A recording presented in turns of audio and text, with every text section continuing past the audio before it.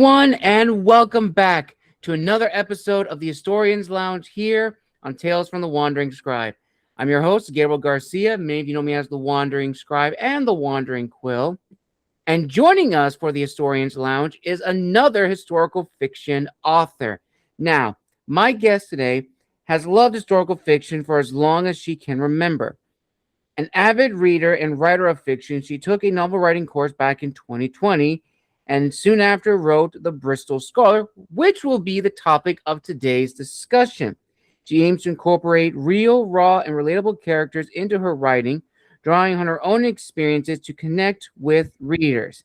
And as I mentioned before, viewers and listeners, we're going to be talking about the Bristol Scholar, which focuses on the Victorian era in England with women's rights, women's education, and more.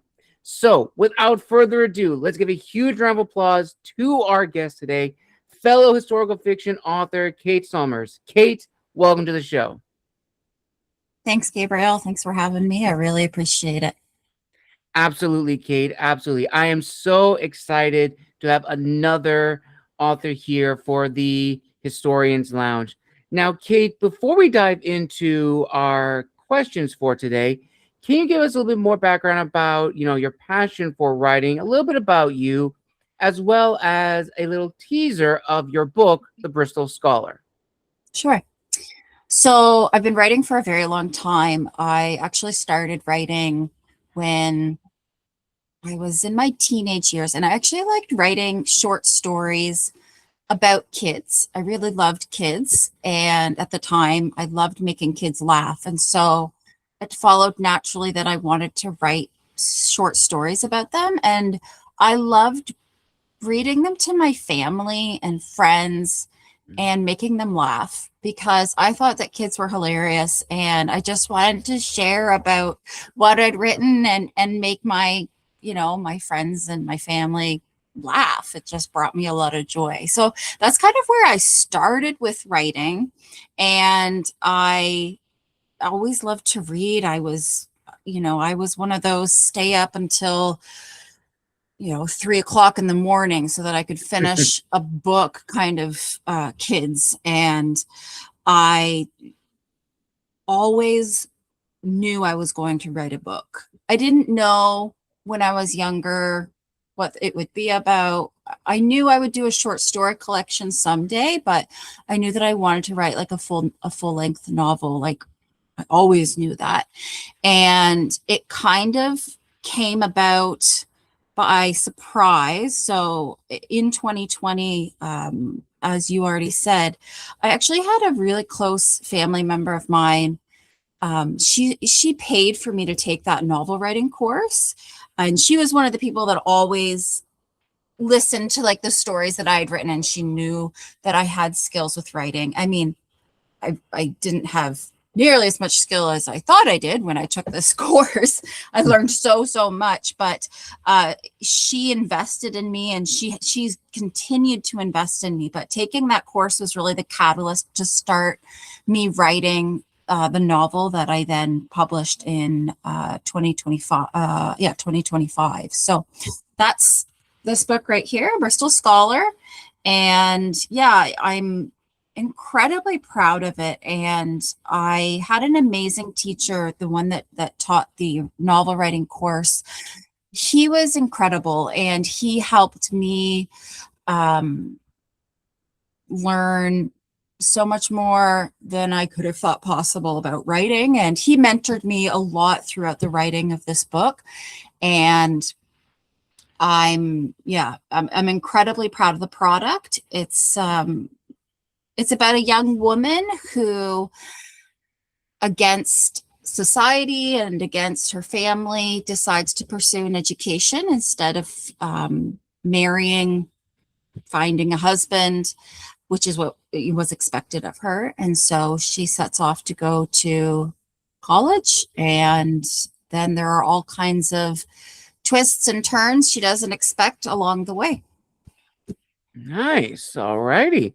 So, without further ado, let's dive right into our first question of the discussion.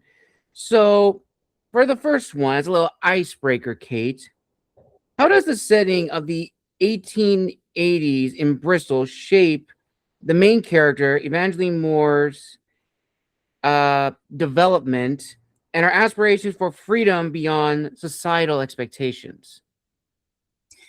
Yeah, so we're in the late 1800s here. I know, the suffrage movement is right around the corner. Educational rights for women have already been in place. There are women's colleges at this time, and there are even co-educational colleges and universities at that time. But it was not the expectation for women, especially upper class women. So this is my novel is about an upper class woman, and definitely not anyone in the aristocracy. But yeah, so like the setting of it, the setting of society and their expectations shapes Evangeline because she was taught by her father that she could aspire for more for her life, that she could fight for more for her life. And her father, you don't actually really meet her father in the book. He actually dies before the novel takes place, but we get some glimpses of how her father helped shape her thinking and helped to kind of push her to think for herself and beyond the boundaries. And he was a lawyer and or a barrister, and she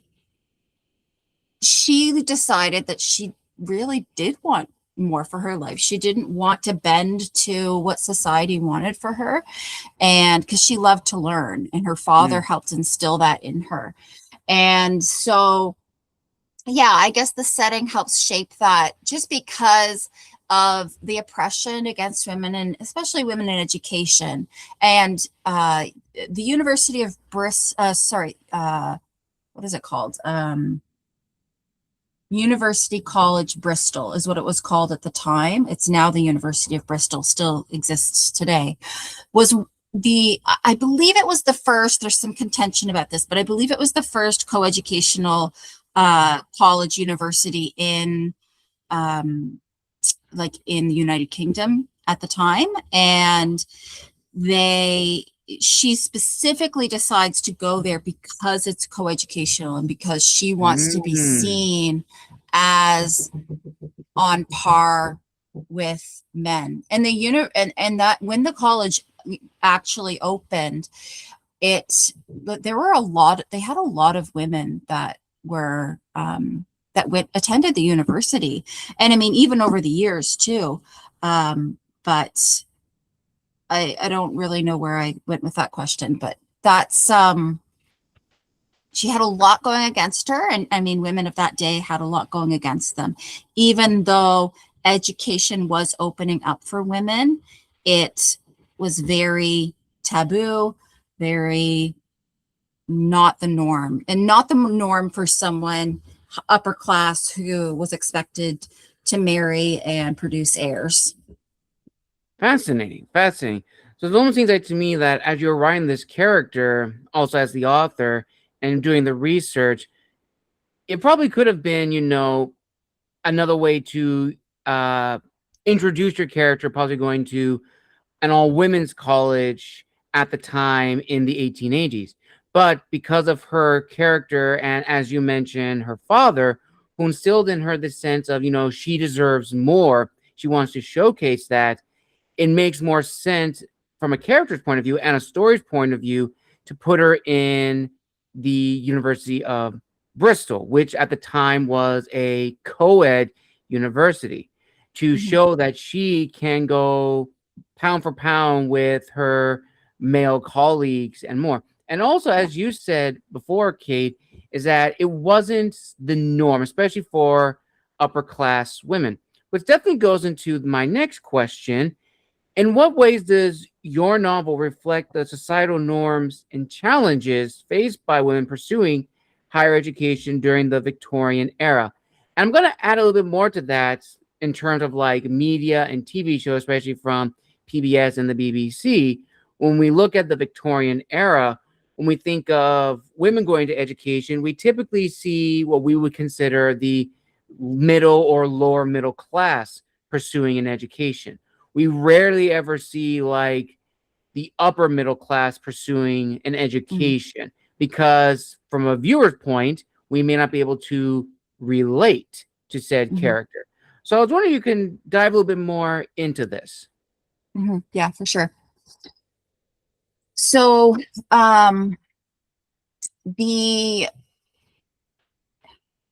for Evangeline going into college, and I mean, coeducational colleges and universities were really new. So University College Bristol opened in 1876. My novel takes place in 1884. So we're about 8 years after it actually opened. And a lot of my research went into, even though this is a coeducational university, what kind of rules did they have in place? Because having, even though it's coeducational, what were they like? I mean, it's nothing like our, the universities of today where, you would see people treated, fairly equally.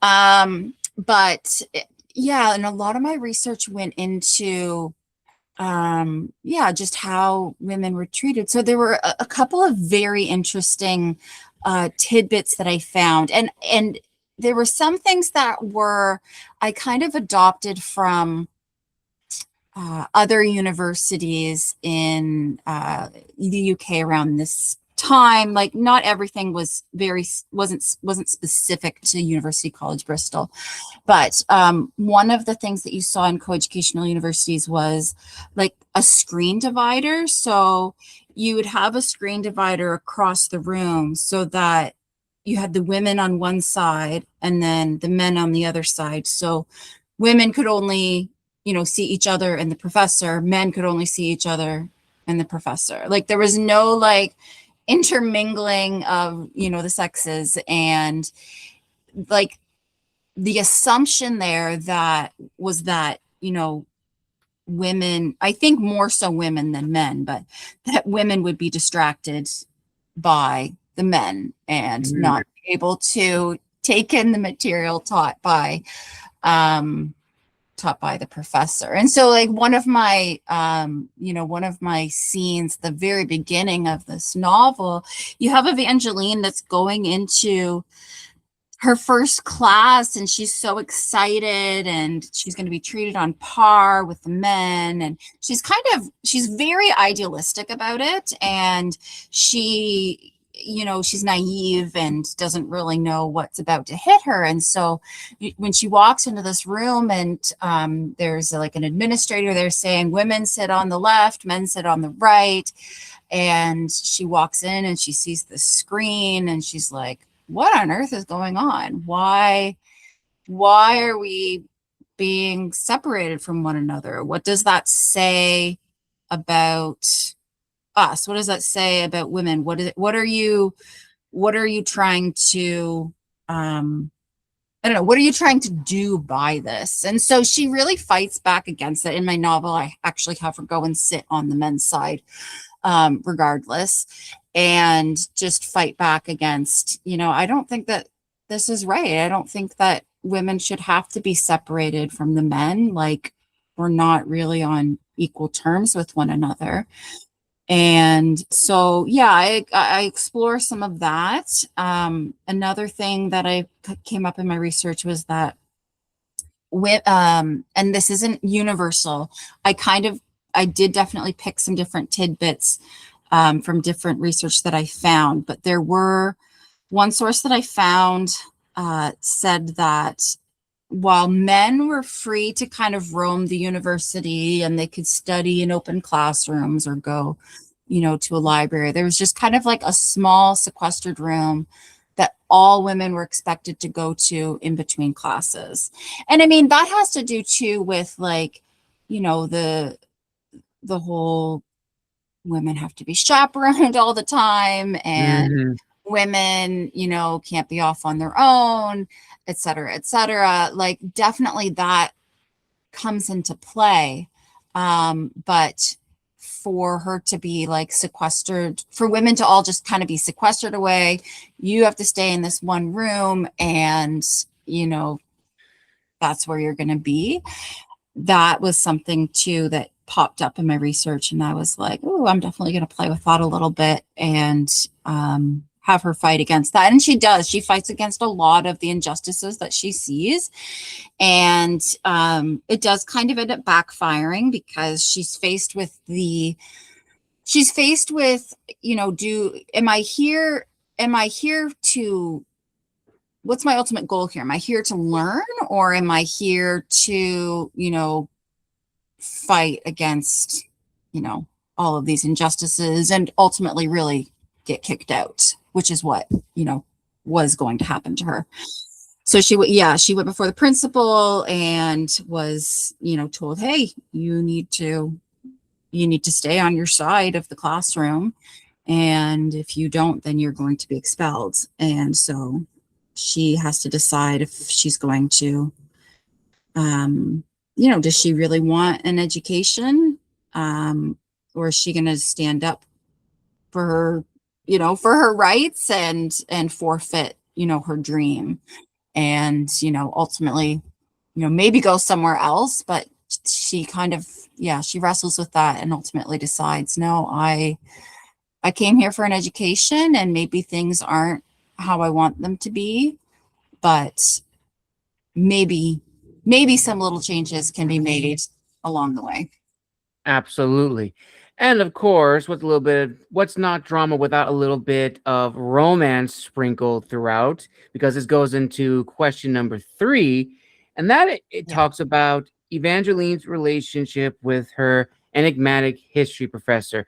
So, Kate, I was wondering if you could illuminate the complexities of attraction and ambition in a male dominated academic environment that Kate experiences. Yeah. So this was like the main premise that I came up with for this novel that made me want to write the novel. I actually had a dream about, I don't know, it was a historical something in my dream, and there was a female student who had an affair with her professor, you know, back then. And I mean, I was like, ooh, that sounds like it'd be so fun to read. I better write it, because I want to read it. So that was kind of where it started. It turned into so much more than just that. I mean, like their relationship is a big part of the novel, but it, like I said, it's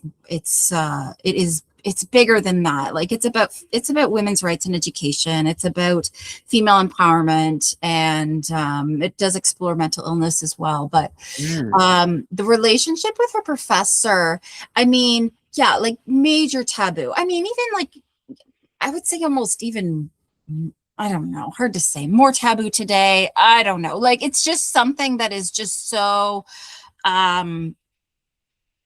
you don't do it, right?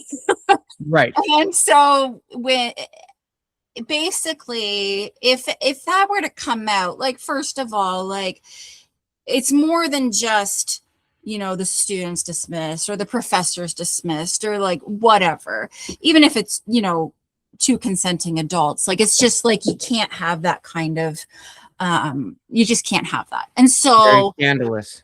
yeah, exactly. And so, you know, and then, but when we're talking about the 1800s, you know, you're adding in the additional ruination of a woman and her reputation. You know, if something like that were to come out, she's considered compromised, and you know, all hopes of marriage, which she doesn't care about, are, you know, hopes of that are gone. Hopes of, you know, studying at another university, or definitely at that university, gone, and she's just a pariah in society. So she takes on like a really enormous risk when she starts to kind of feel that attraction towards her professor, and especially when she finds out that it's mutual, that he's really fond of her as well.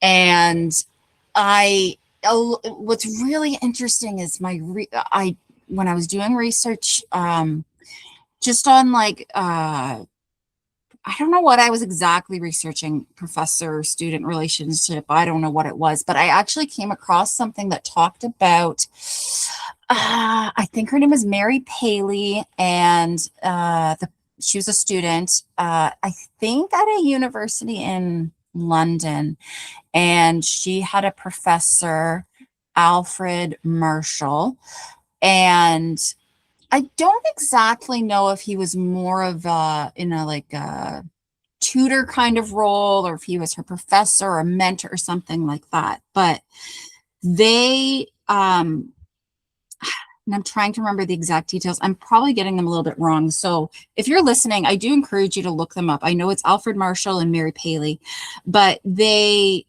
got married and they were both dismissed from the university.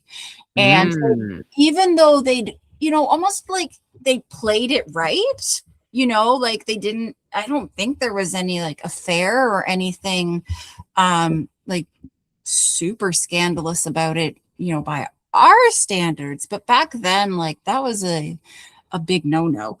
And so they were both dismissed.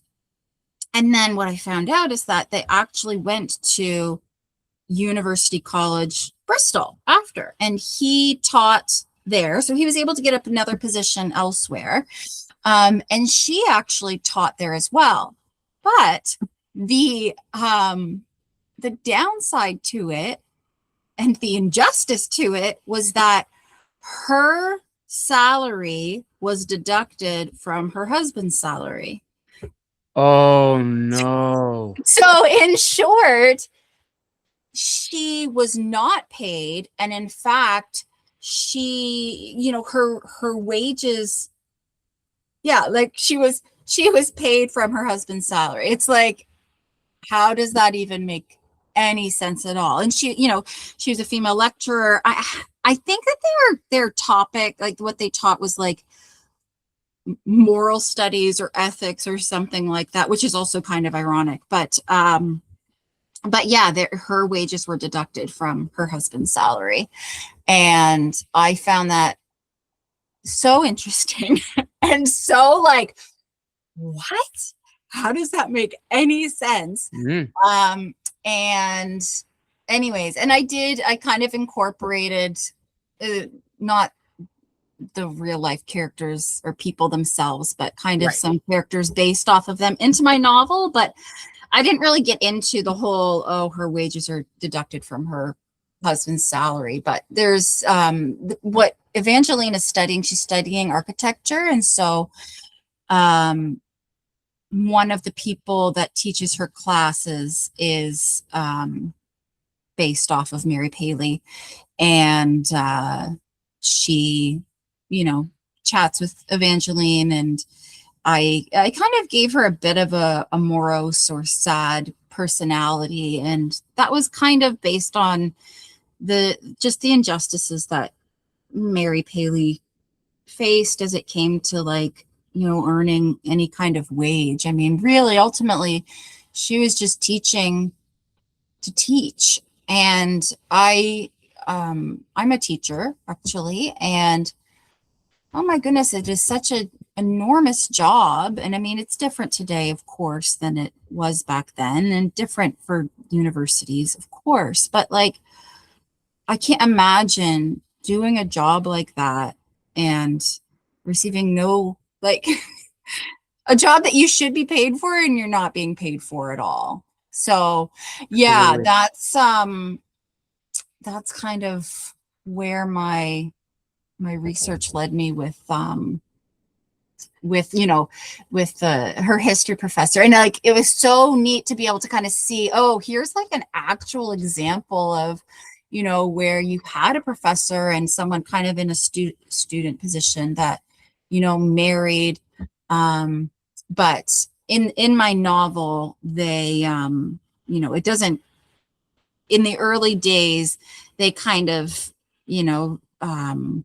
explore what could be with one another. And she kind of gets to a point where she's like, who am I really? Like, who, and why am I here? Because I am risking destroying what I want for a man.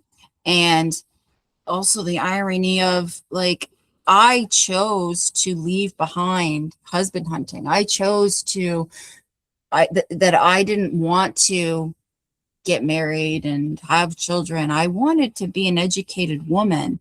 And so she kind of like wrestles with that, and like the attraction that she feels, and like has to kind of come down to it. No, this isn't what I worked so hard for. I didn't work so hard to have it ruined by, an affair.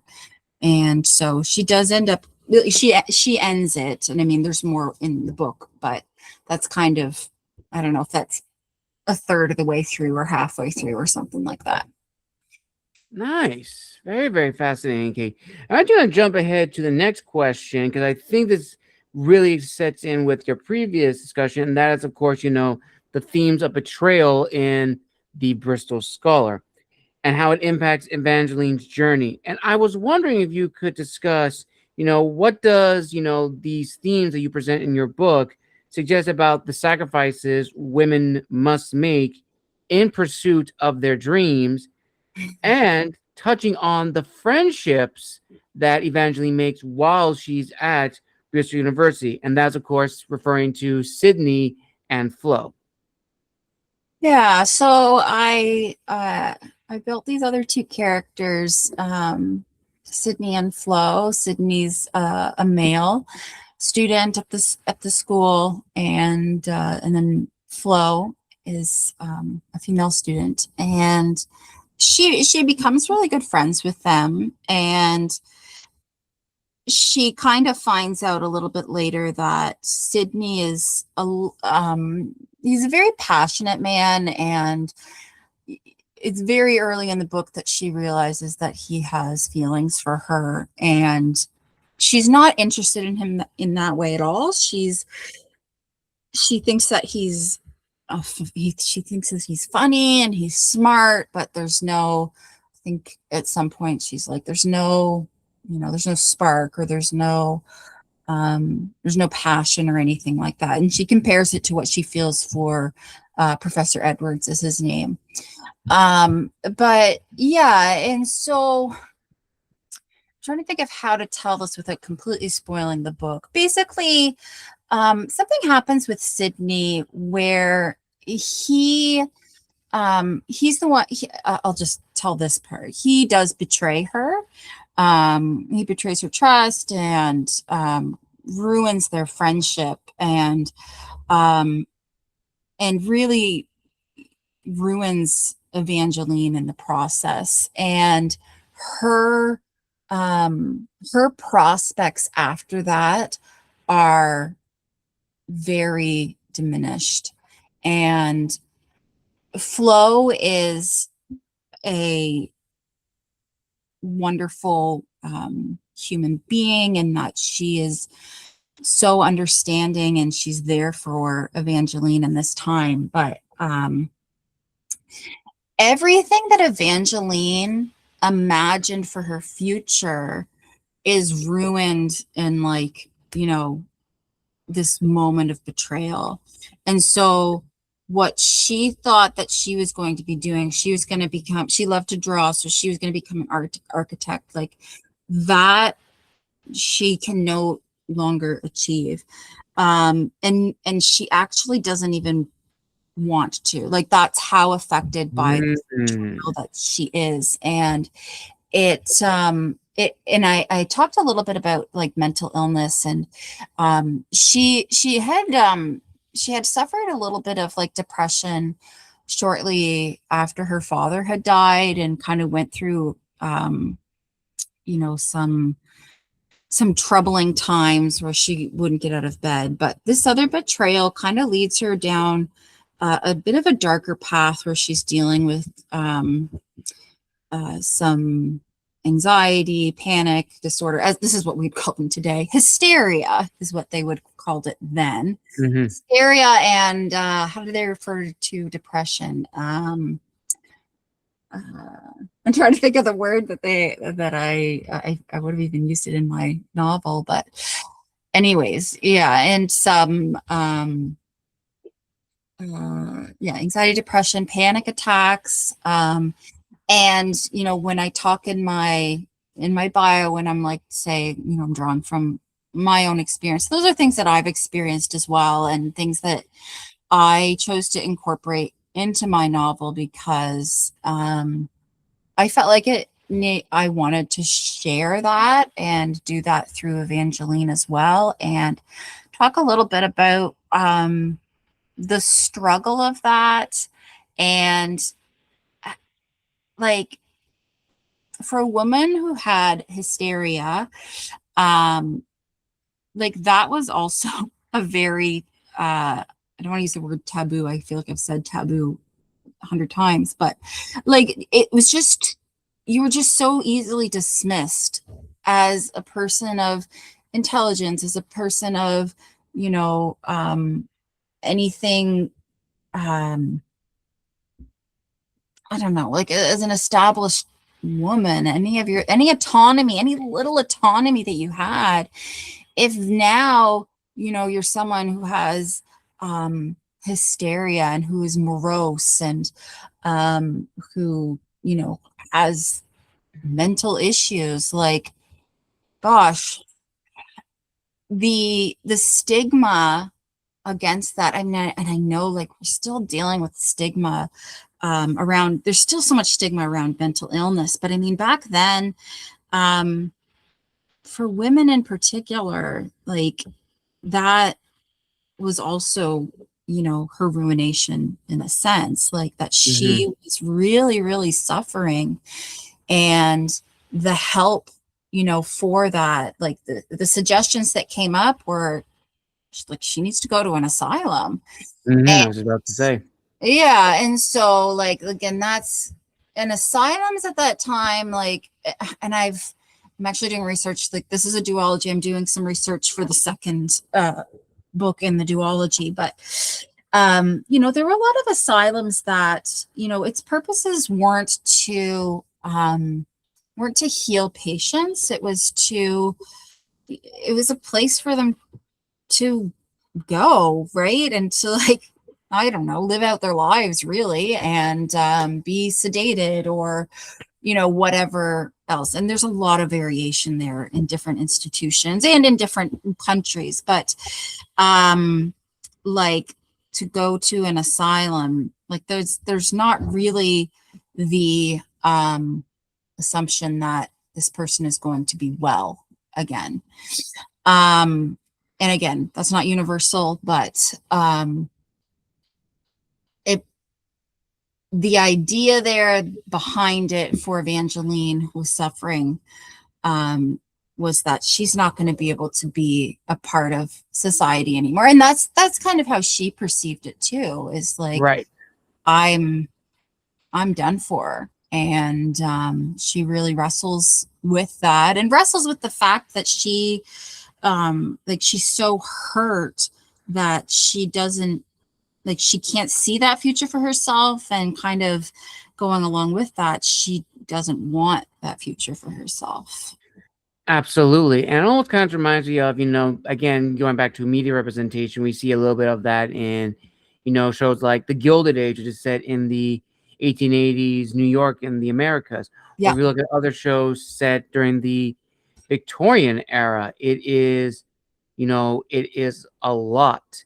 And, as you mentioned before, Kate, about how hysteria, women were classified as or diagnosed with hysteria by either their husbands or a male suitor or a family member, like that was unfortunately the norm, to institutionalize them, to send them to the asylum.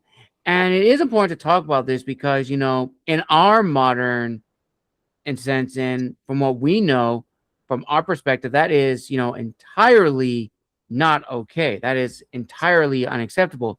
But we have to take into account that back then, that was the norm. Yeah. That was absolutely fine to do. And it does bring up the question of, something that I was talking with a fellow friend of mine, saying that if you were to go back in time with the skills you have in the present, would you survive in the past, even with like the 1700s or 1800s? And everyone likes to think, yes, we would. Not really. You absolutely would not, because you also have to think of, it's not also just your skills. They're also going to go by your last name, Yeah. family origin, Yeah. where you're from. They're going to look at things that in the present we don't consider as much, but back then, family name, family status, place of origin Oh yeah. were tied to your identity. That was your, in essence, a physical passport. Mm-hmm. It's true. Like your name, and like that's what gave you everything in life or nothing in life, right? And it's I've asked I've thought that same question, could I survive in Victorian England? And I mean, I think particularly of like the mental illness that I've dealt with, and I'm like, no. I'd be toast, like without the help of, of psychiatry, psychology, like, and how that is so different today than it was back then. Like, like without that help, I don't know how, I don't know how I would survive. And it's actually so interesting to kind of, I'm in the second novel, and it's interesting to kind of explore medicine and treatment of patients with mental illness, and trying to kind of see, okay, what did they do wrong?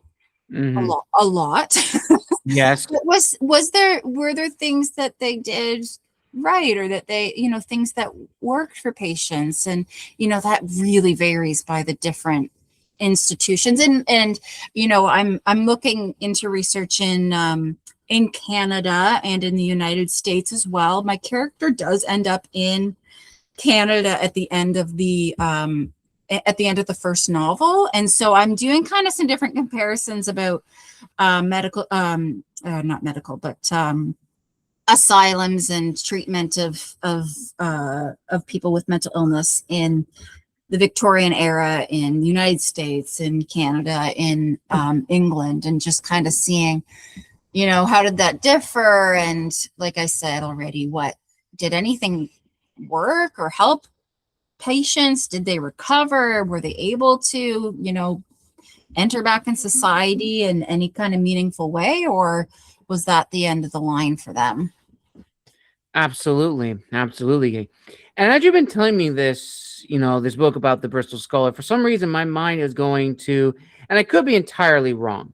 It reminds me a lot of Mona Lisa Smiles with Julia Roberts. Oh, okay. Yeah.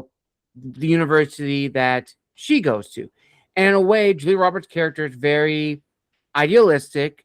She wants to, educate these women. Yes, I know what you're talking about. Yeah. But at the university, she finds that that's not the norm. I would say not the norm, but it's not the purpose of women at the university. And she even says, like, my job is to educate the next women in the field, not to bring forth the next set of mothers. And she even tries to change that, and ultimately does cost her job. Yeah. And it is interesting how it seems to me for your character Evangeline, she's also struggling with that, because as you mentioned, she is an idealist. She wants to do all these things, but the cultural norms and societal norms are so ingrained in academia, it almost seems like it's impossible to change, which only brings up the question of what can readers learn from this book. So what do you hope readers, contemporary readers, draw from Evangeline's story regarding the balance between personal desires and societal expectations? And as an add-on to that question, how does the portrayal of academia in the novel challenge or reinforce representation of women's roles in Victorian literature? Mm. Yeah, there's a lot to unpack there. Yeah, so can you just restate just the first part of the question for me? Absolutely, absolutely. So, what do you hope contemporary readers will draw from Evangeline's story regarding the balance between personal desires and societal expectations? Yeah, I mean, it's hard because I mean we live in such a different age now, and I mean, um, I guess my hope um, is that readers will almost learn a little bit about the past, about what women went through to kind of get us where we are today. And I'm not even saying like that I don't really think that equality has fully been achieved in today's society, but like it has come such a long way. And I mean, you think of just like the fact that this is back in 1884. This is around the time when coeducational universities were starting to pop up, at least, yeah, in England, um, that was a step in the right direction. But like to get to where we are today, so many women sacrificed, and they sacrificed a lot, and they risked a lot to be able to stand up for themselves, because they knew that they were worth more. They knew that they deserved more. And I mean, that leads right into like the suffrage movement, and women saying we deserve the right to vote. And you know all of that kind of culminates, and those getting added on to each other. It's small steps in the right direction, but it required a lot of sacrifice, a lot of risk for women. And I just think about living back then, and if you were a bright young woman, in the upper class, and you wanted to, become a scholar, like that was just not, it wasn't a reality. Today, like, yeah, you can go to, of course you can go to university. We can, and we take that, we take that for granted. Like that wasn't always the case. Like for, for our, I mean, my grandmother, even like she only went to I think she went to grade 8. And I mean, like education has come so far. And I think that that's something that I want my readers to take away from that, just like the gratitude for the steps that women have taken in our past to achieve equality, especially equality in education, and to be perceived as thinkers that are as bright as and brighter than our male counterparts. And to be grateful for that. And like I said, I also highlight a lot, it's more towards the end of the novel, but about mental illness. And that was a bit of an ode to just not just women, but people who struggle with mental illness. And I mean, it's I won't say it's more prevalent now, but it's more talked about now, and people are definitely more open about it now, because of course back then that could ruin your life. If it came out that you suffered from hysteria. But yeah, and exploring Evangeline's struggle through that, my hope was to allow women to see that even if you like, for those who have fallen, like when you're in the depths of it, of depression and that darkness, you kind of get to a point where you're like, I don't care anymore. Like, I can just stay down in this state, and I don't care. I don't care about getting better. I don't care about what I do in my day to day. I just exist. And I mean, sometimes it's darker than that, but and this is what I actually wrote this in my dedication. It's to those who have fallen and don't want to get up, because I've been there. I've been in that dark, dark place, and I didn't care about getting well, because your mind is so distorted about reality that you don't have the ability to care. But also, and it's to say, like, I see you because I've been there. And but also, like, there are people around you that are willing to come down to the depths with you and to be there with you. And that's what her friend Flo is for Evangeline. Like, she's that person that's like, okay, you're here, you don't want to be well, you kind of accepted your lot in life. I'm going to come down there with you, and I'm going to be with you. And I mean, through their relationship and their closeness, like, that does actually help Evangeline see a bit of hope for her future, because her friend was so willing and just kind of helped her see, no, you have purpose. You are more than what this mental illness is doing to you. You are greater than that, and kind of helps her to see a bit of a picture of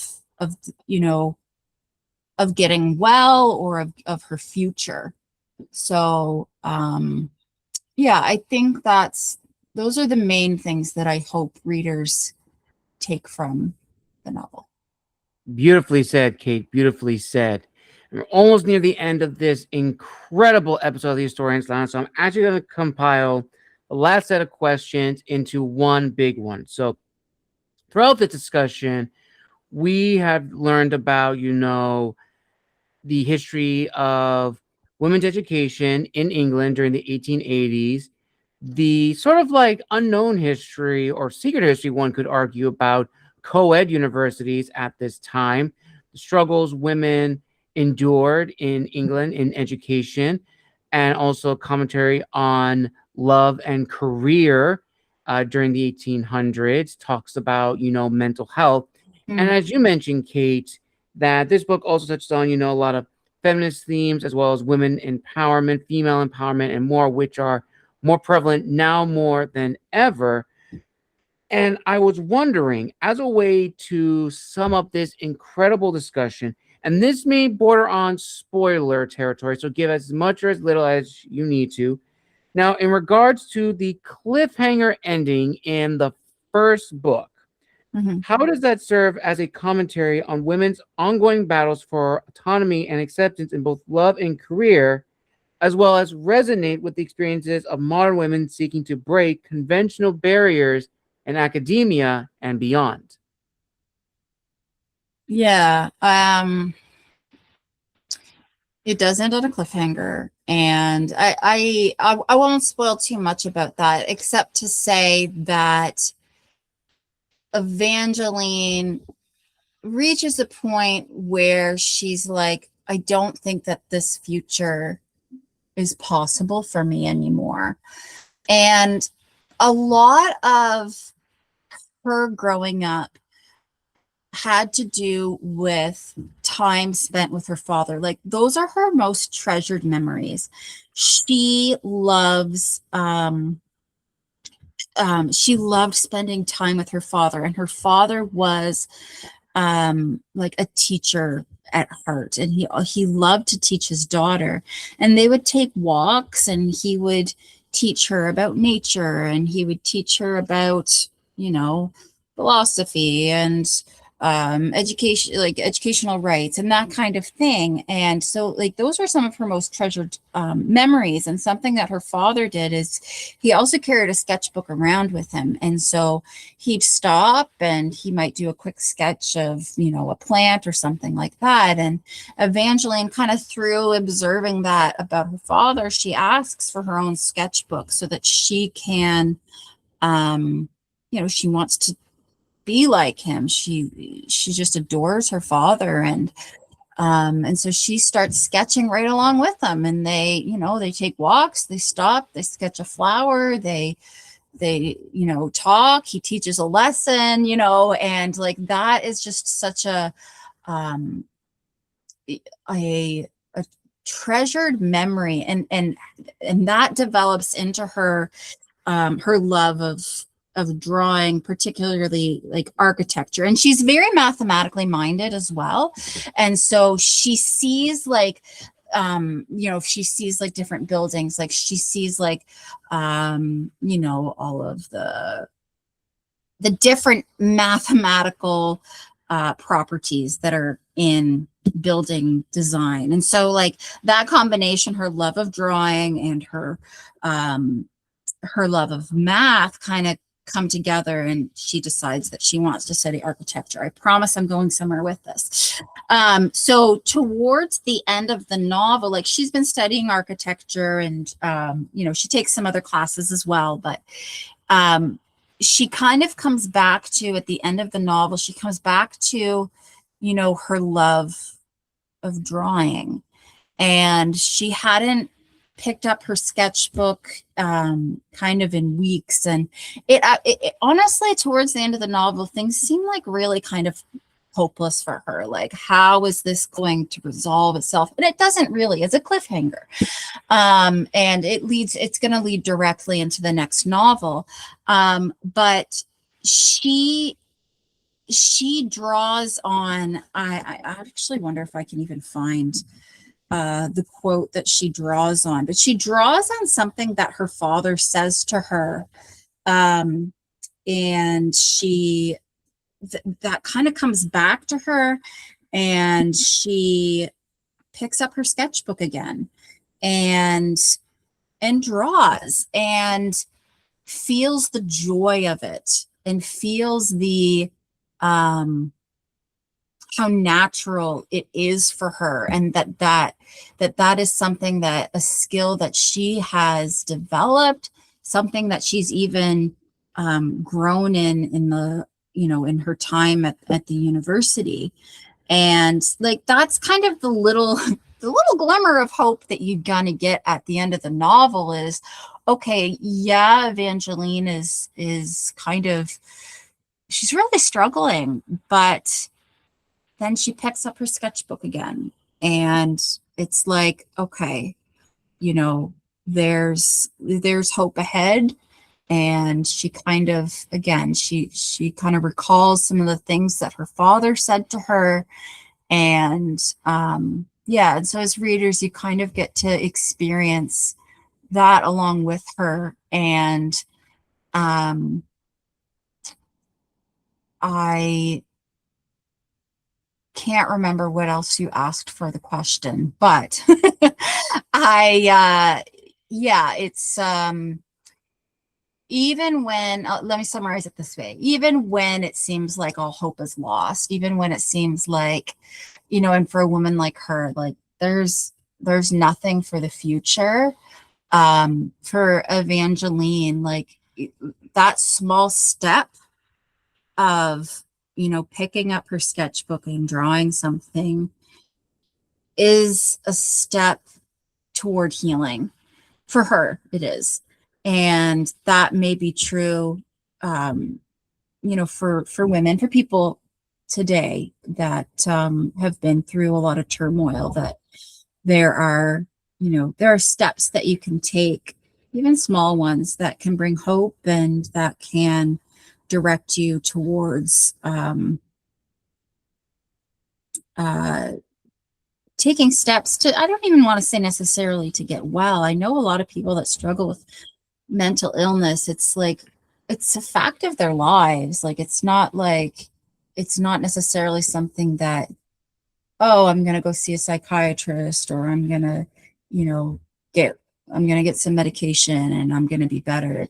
I mean, in my experience anyway, it hasn't worked like that. I mean, I think probably for some people it has, but like, this is something that,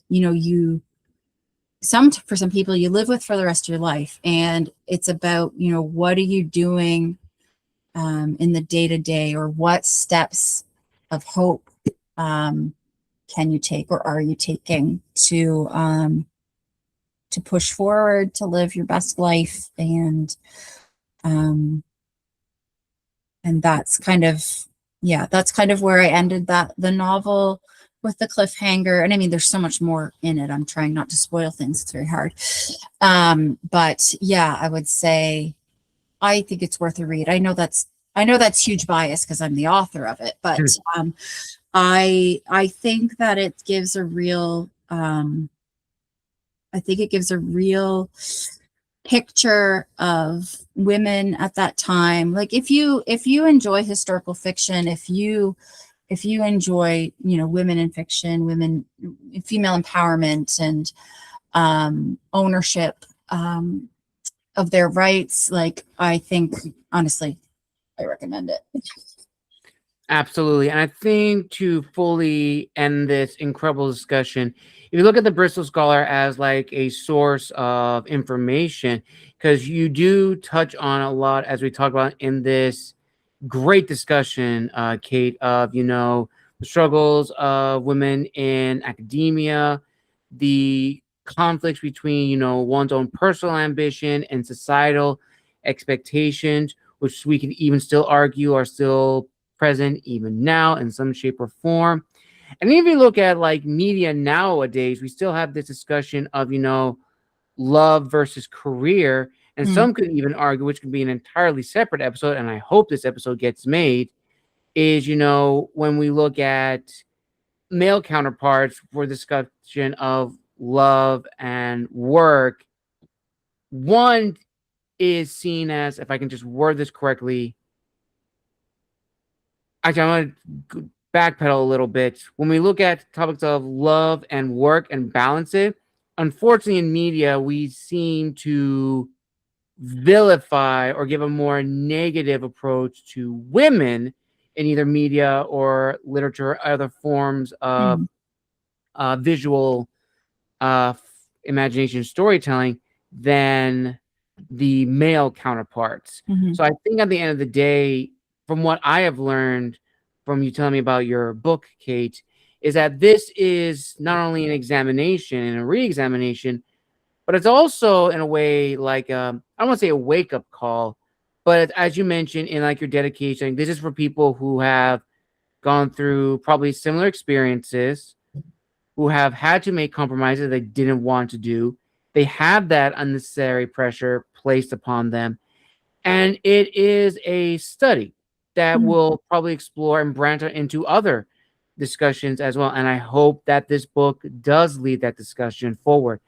And on that note, viewers and listeners, we conclude another episode of the Historians Lounge here on Tales from the Wandering Scribe. I want to give a huge thank you to our guest and fellow author, Kate Solmers, for coming on the show and telling us all about her book, The Bristol Scholar, and providing her insights on the research that she's done and what she plans to do for the second book in the duology. Kate, thank you so much for coming on the show. I really do appreciate it. Where can people find you on social media if they want to reach out and connect, as well as purchase a copy of The Bristol Scholar?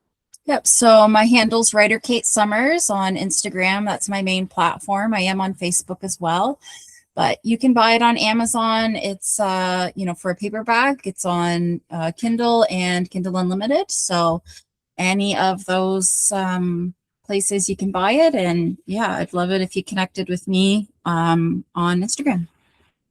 Excellent. I will place those down below in the description of this video. And if you'd like to see Kate back on the show in her very own author interview to talk more about the Bristol Scholar, as well as her experiences writing the book, what she has planned for the second book, and maybe your own fan questions you would like to ask her. You know what you have to do. Like this video, comment, and subscribe to the channel. Thank you everyone for joining us for a wonderful episode today, this beautiful Friday morning, evening, or afternoon, wherever you are in the world. And as always, this has been the Wandering Scribe and the Wandering Quill signing out. Wish you all a wonderful day wherever you are in the world. Take care, everybody. Happy 4th of July weekend, and we'll see you all next time.